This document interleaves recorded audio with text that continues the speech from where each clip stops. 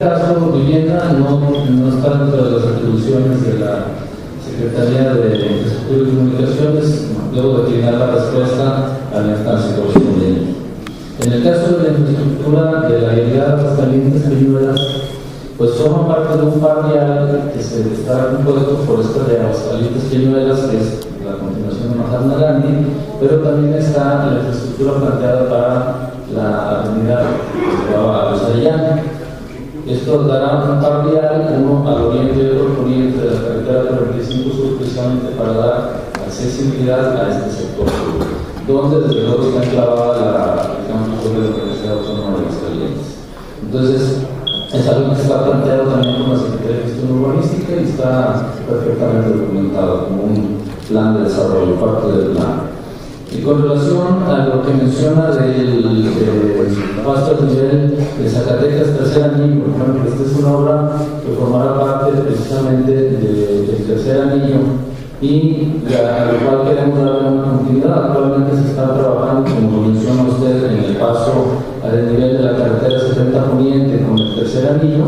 Bueno, difiero en el sentido de la aplicación del recurso o de la optimización, porque primero ciertamente se hizo lo que se llegó la vialidad hasta ese sector, pues obviamente no podíamos dejar un sector en el que no hubiera la continuación de la vialidad, tanto no se iniciara la construcción de este paso de nivel.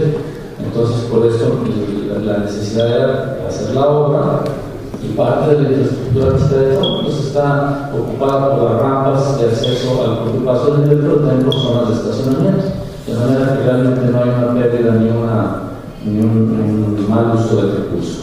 Y en cuanto a lo de Calvillo, la infraestructura de Calvillo, efectivamente la Casa de la Cultura representa un caso especial. Estamos de acuerdo con usted en que no se registra todavía avance de obra, pero eso tiene una explicación. La explicación es que no se había podido acreditar la propiedad y no se había recibido de parte del propio municipio la acreditación de esta propiedad. De hecho, esta obra fue concursada y adjudicada con la reserva de que se tuviera entregado por parte del municipio la acreditación de la propiedad, lo cual ocurrió hasta este año. En los primeros días de este año se recibió ya la acreditación, tanto como la entrega física del lugar para poder proceder a la ejecución de la obra. Poner una nota ahí, luego ya estamos trabajando, ¿no?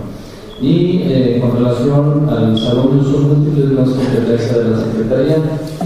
La unidad deportiva, no tengo ningún registro de que el contratista esté demandando un pago. De hecho, el contratista que está interviniendo en esa obra pues es de los que mejor desarrollo, mejor comportamiento han tenido en cuanto a la entrega de sus obras, en cuanto a su propia administración, entrega de estimaciones, etcétera.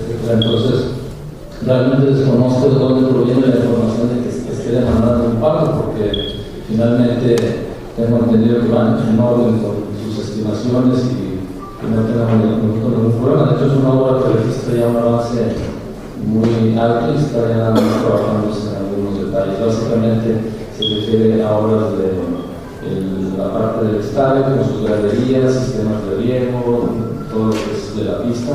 Pero recientemente estuvimos visitando la obra y no tengo reportado. Sería en el parque infantil. Porque yo tengo aquí, como mencionó, unidad deportiva. ¿Está especificado como unidad deportiva en el texto? Diputado, usted tuvo su momento para hablar, si pudiera dejar al secretario. Bien, entonces, igual es una confusión, pero yo lo tenía aquí anotado como la unidad deportiva. Entonces, básicamente, no tenemos nosotros detectado ningún tipo de irregularidad ni demandas de pagos pendientes, salvo que no hayan entregado sus estimaciones en tiempo y forma. Realmente el trámite de estimaciones es algo, es un trámite bastante expedito dentro de la propia Secretaría y en una excelente coordinación con la instancia de la Secretaría de Finanzas, pues hemos logrado de que prácticamente no tengamos ningún problema. Todavía el día de antier estábamos platicando con las autoridades de la Cámara Mexicana de la Industria de la Construcción y uno de los temas que tocamos fue precisamente de las estimaciones y pues realmente no hay de manera manifiesta nadie que esté quejándose por la falta de pagos o por la falta de atención en sus estimaciones. Muchas gracias, secretario. Le solicito al diputado que diga